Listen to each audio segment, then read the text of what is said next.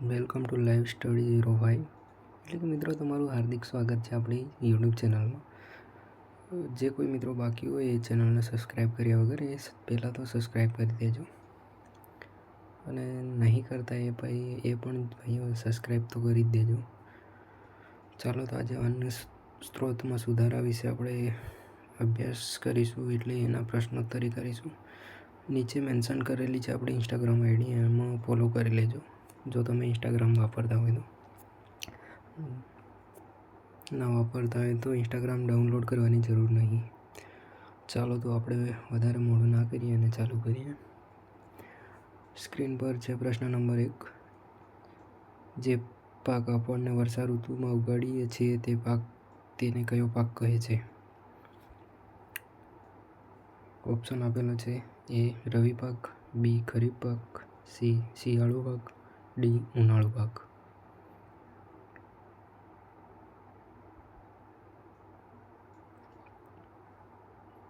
જેને પણ જવાબ આવડતો હોય તો કોમેન્ટ કરી શકે છે.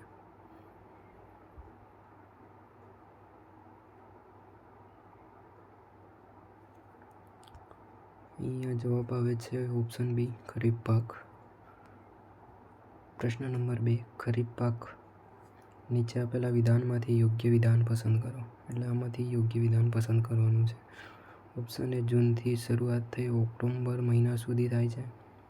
ઓપ્શન બી જૂનથી શરૂઆત થઈ નવેમ્બર મહિના સુધી થાય છે. ઓપ્શન સી જુલાઈથી શરૂઆત થઈ ઓક્ટોબર મહિના સુધી થાય છે.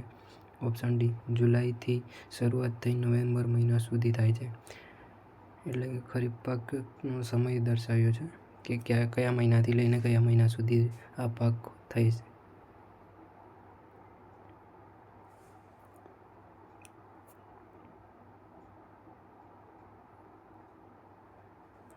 જવાબ આવે છે ઓપ્શન એ જૂનથી શરૂઆત થઈ અને ઓક્ટોબર મહિના સુધી થાય છે. એટલે કે ઓક્ટોબર મહિનામાં પાકની લણણી થઈ જાય છે.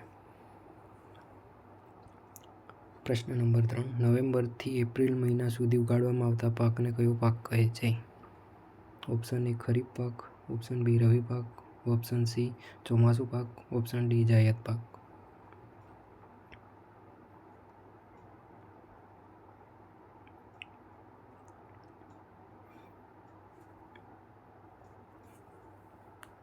અહીંયા તમારો સાચો જવાબ આવશે ઓપ્શન બી રવિ પાક. પ્રશ્ન નંબર 4. નીચે આપેલા પ્રશ્નના ઉત્તરમાં માંગ્યા મુજબ જવાબ આપો. એ આપેલો છે એમાં ડાંગર, સોયાબીન, તુવેર, મકાઈ, કપાસ, મગ અને અડદ. બીમાં ઘઉં, ચણા, વટાણા, રાઈ અને અળસી.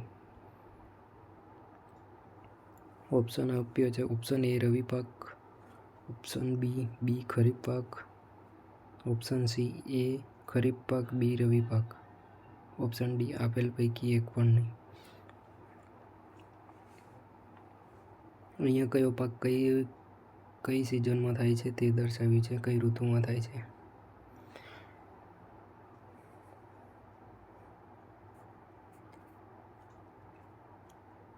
તો આનો સાચો જવાબ આવશે ઓપ્શન સી એ ખરીફ પાક. એટલે કે ડાંગર, સોયાબીન, તુવેર, મકાઈ, કપાસ, મગ અને અડદ એ ખરીફ પાક છે જે ચોમાસામાં થાય છે. અને બી રવિ પાક જે ઘઉં, ચણા, વટાણા, રાઈ અને અળસી શિયાળામાં થાય છે, એને રવિ પાક કહે છે. પ્રશ્ન નંબર 5. જાતિ સુધારણા માટે કેટલાક પરિબળો લાગુ પાડવામાં આવ્યા છે તે અહીં આપેલા છે.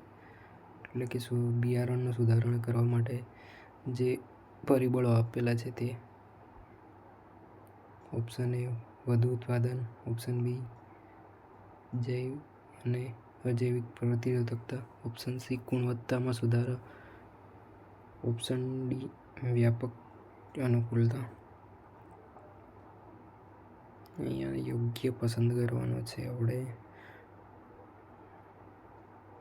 એ બી સી ડી અહીંયા ઓપ્શનમાં અલગ આપ્યા છે. ઓપ્શન એ આપેલ તમામ સાચા નથી, ઓપ્શન બી આપેલ તમામ સાચા છે, ઓપ્શન સી ફક્ત એ અને બી, ઓપ્શન ડી એ બી ડી જ સાચા છે. એટલે કે 3 જ સાચા છે.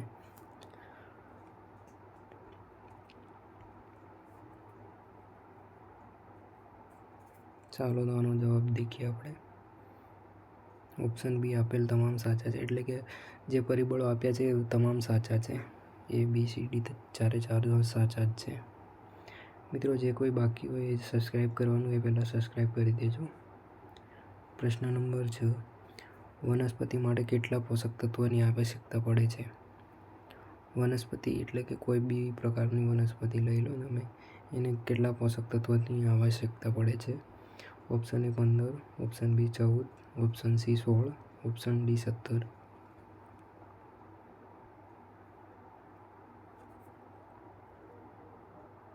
અહીંયા સાચો જવાબ આવે છે ઓપ્શન સી 16.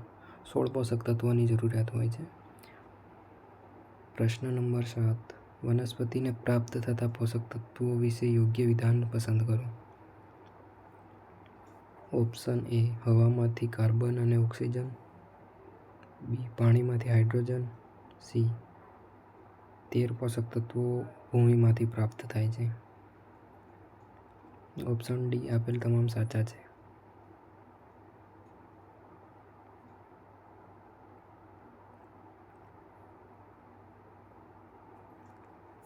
અહીંયા સાચો જવાબ આવશે ઓપ્શન ડી આપેલ તમામ સાચા છે. એટલે એ બી સી 3 સાચા જ છે. હવામાંથી કાર્બન અને ઓક્સિજન પ્રાપ્ત થાય છે, પાણીમાંથી હાઇડ્રોજન અને બાકીના 13 પોષક તત્વો ભૂમિમાંથી પ્રાપ્ત થાય છે. એટલે ટોટલ 16 પોષક તત્વો થઈ ગયા. પ્રશ્ન નંબર 8.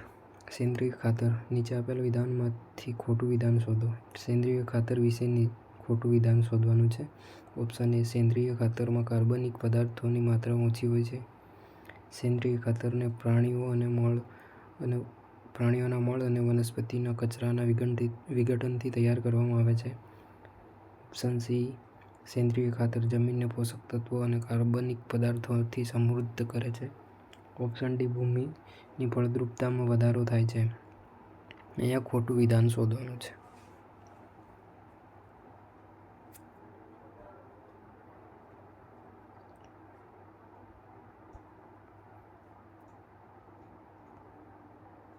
ખોટું વિધાન છે ઓપ્શન એ સેન્દ્રિય ખાતરમાં કાર્બનિક પદાર્થોની માત્રા ઓછી હોય છે. અહીંયા કાર્બનિક પદાર્થોની માત્રા ઓછી નહીં, વધારે હોય છે, એટલે કે ઓપ્શન એ ખોટો છે. પ્રશ્ન નંબર 9. રાસાયણિક ખાતર. નીચે આપેલા વિધાનમાંથી ખોટું વિધાન શોધો. આમાં પણ રાસાયણિક ખાતર વિશે ખોટું શોધવાનું છે. ઓપ્શન એ રાસાયણિક ખાતરનો સતત ઉપયોગથી ભૂમિની ફળદ્રુપતામાં વધારો કરે છે. ઓપ્શન બી રાસાયણિક ખાતરના ઉપયોગથી કાર્બનિક પદાર્થોને પૂર્તિ થઈ શકતી નથી. ઓપ્શન સી જમીનના સૂક્ષ્મ જીવોને હાનિ પહોંચાડે છે. ઓપ્શન ડી રાસાયણિક ખાતર નાઇટ્રોજન, ફોસ્ફરસ અને પોટેશિયમ પૂરો પાડે છે.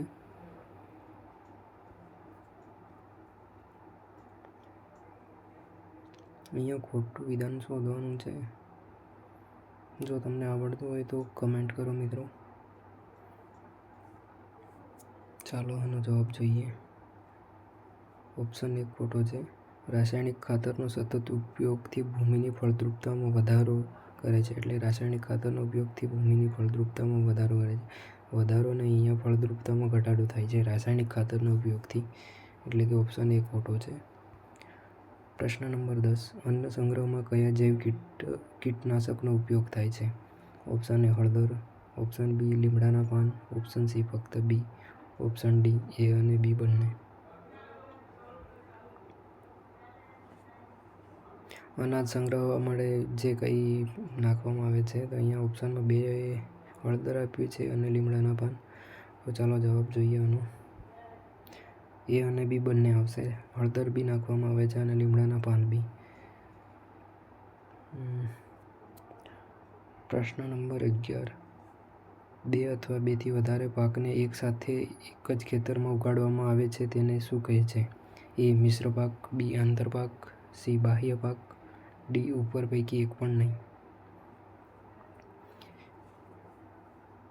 એક ખેતરમાં 1 અથવા 1થી વધારે એટલે કે 2થી વધારે જો પાક ઉગાડવામાં આવે તેને શું કહે છે?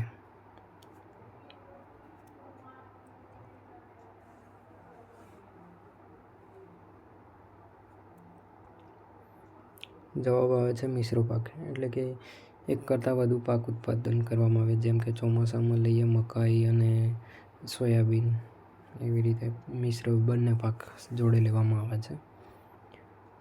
પ્રશ્ન નંબર 12 આંતરપાક ઉછેર પદ્ધતિ. આંતરપાક ઉછેર પદ્ધતિ નીચે આપેલા વિધાનોમાંથી ખોટું વિધાન શોધો. ઓપ્શન એ 2 અથવા 2 થી વધારે પાકો એક સાથે થાય છે. બી એક ખેતરમાં ચોક્કસ તરાહથી એટલે કે ચાહથી ઉગાડવાય છે. ઓપ્શન સી કેટલાક ચાસમાં એક પ્રકારનો પાક અને તેને એકાંતરે આવેલી બીજી ચાસમાં બીજો પાક ઉગાડવામાં આવે છે. ઓપ્શન ડી આંતરપાક ફક્ત ચોમાસામાં જ લઈ શકાય છે. આમાંથી ખોટું વિધાન શોધવાનું છે. સીમાં એવું કહે છે કે એક ચાસમાં એટલે કે માની લો આપણે સળંગ ચાસ કરતા હોય છે તો એક ચાસમાં કોઈ બી એક બીજ વાવવામાં આવે, એના પછી 2-3 ચાસમાં બીજું કંઈ બીજ વાવવામાં આવે, પછી પાછું ફરી એવું એ રીતે આંતરપાકમાં ઉછેર પદ્ધતિ હોય છે. તો આનો જવાબ આવશે ઓપ્શન ડી આંતરપાક ફક્ત ચોમાસામાં જ લઈ શકાય છે. આ વિધાન ખોટું છે. આંતરપાક શિયાળામાં બી લઈ શકાય છે, ઉનાળામાં પણ લઈ શકાય છે.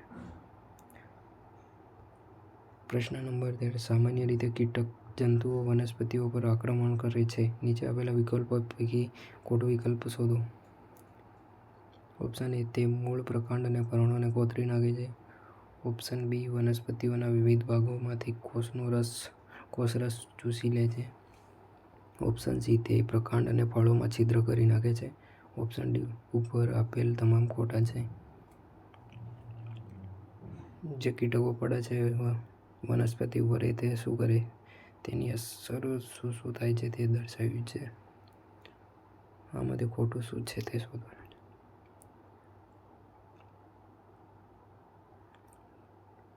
જવાબ આવે છે ઓપ્શન ડી ઉપર આપેલ તમામ ખોટા છે.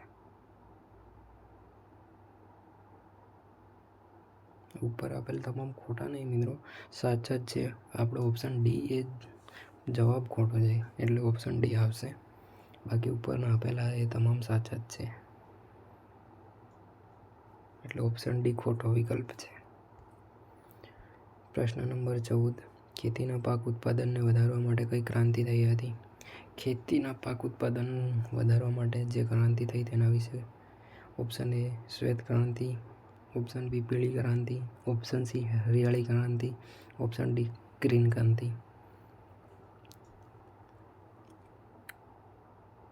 તો અહીંયા તમારો સાચો જવાબ આવે છે ઓપ્શન સી હરિયાળી ક્રાંતિ.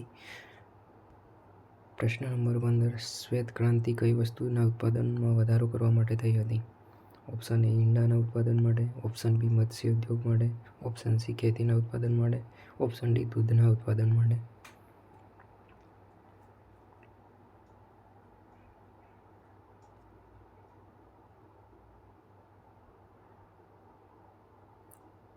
તો અહીંયા તમારો સાચો જવાબ આવે છે ઓપ્શન ડી દૂધના ઉત્પાદન માટે શ્વેત ક્રાંતિ થઈ હતી. તો મિત્રો જે કોઈ બાકી હોય સબસ્ક્રાઈબ કરવામાં તો સબસ્ક્રાઈબ કરો. તમારા આજુબાજુના મિત્રોને પણ શેર કરજો, એમના જોડે સબસ્ક્રાઈબર કરાવો અને થોડો સપોર્ટ કરો મિત્રો. આપણે જોડે સબસ્ક્રાઈબર ઓછા છે બરાબર. અહીંયા સુધી જોડે રહેવા બદલ તમારો ખૂબ ખૂબ આભાર.